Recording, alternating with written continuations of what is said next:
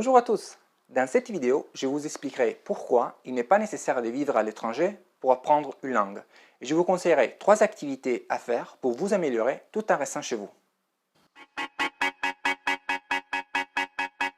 En effet, c'est un des mythes de l'apprentissage des langues, donc le fait qu'il faudrait partir à l'étranger pour bien apprendre une langue. Eh bien, c'est faux, ce n'est pas une condition nécessaire, ça ne suffit pas en plus, ce n'est pas la formule magique. Il suffit de voir combien d'étrangers vivent dans un pays pendant des années sans pour autant apprendre cette langue. Et en contrepartie, vous aurez tout un tas de personnes qui ont appris une langue sans jamais mettre le pied dans le pays où on la parle. C'est par exemple mon cas, j'ai appris l'espagnol et le portugais du Brésil sans vivre jamais en Espagne ou au Brésil. Mais comment faire quand on veut apprendre une langue tout en restant dans son pays natal?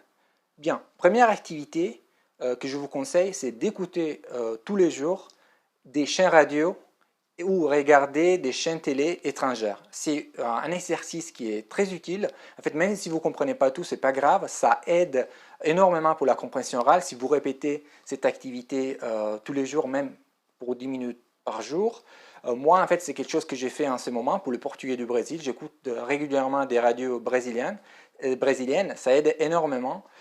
Pour faire ça, voilà, moi j'utilise une application géniale qui s'appelle TuneIn. En fait, vous pouvez choisir des dizaines et des dizaines de radios en fonction du pays et de la langue.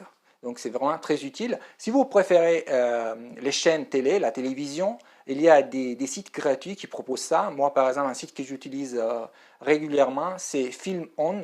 Et là, encore une fois, vous pouvez choisir les chaînes télé en fonction de la langue que vous êtes en train d'apprendre.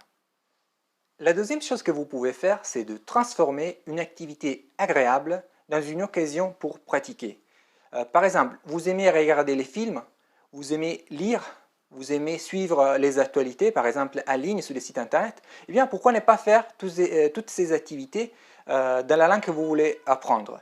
Par exemple, vous pouvez regarder les films en version originale, c'est très efficace. Si vous avez des difficultés, vous pouvez vous aider avec les sous-titres dans votre langue maternelle.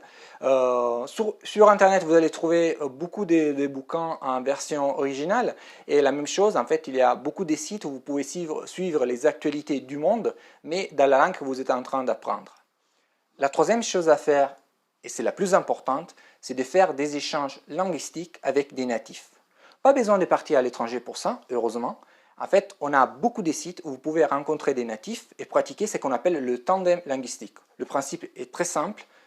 Vous contactez un natif et vous faites un échange. Vous parlez par exemple une demi-heure via Skype dans votre langue maternelle et puis vous allez pratiquer la langue maternelle de la personne et comme ça, il y a un échange et vous pratiquez.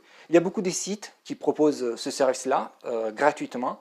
Mon préféré c'est italki, je l'utilise chaque semaine en fait pour pratiquer le portugais et sur italki vous pouvez même trouver des profs et des tuteurs à moindre coût pour en fait si vous voulez par exemple si vous avez pas beaucoup de temps et vous voulez pratiquer tout le temps la langue que vous êtes en train d'apprendre et vous voulez progresser sur des choses spécifiques.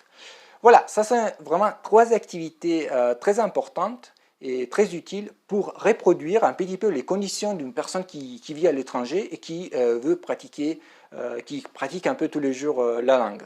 Voilà, j'espère que ça vous donne envie de le faire. Je vous invite à le faire. Vous n'avez plus d'excuses, donc il ne faut pas partir à l'étranger.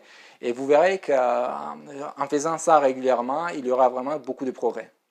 Merci beaucoup pour l'attention et à bientôt.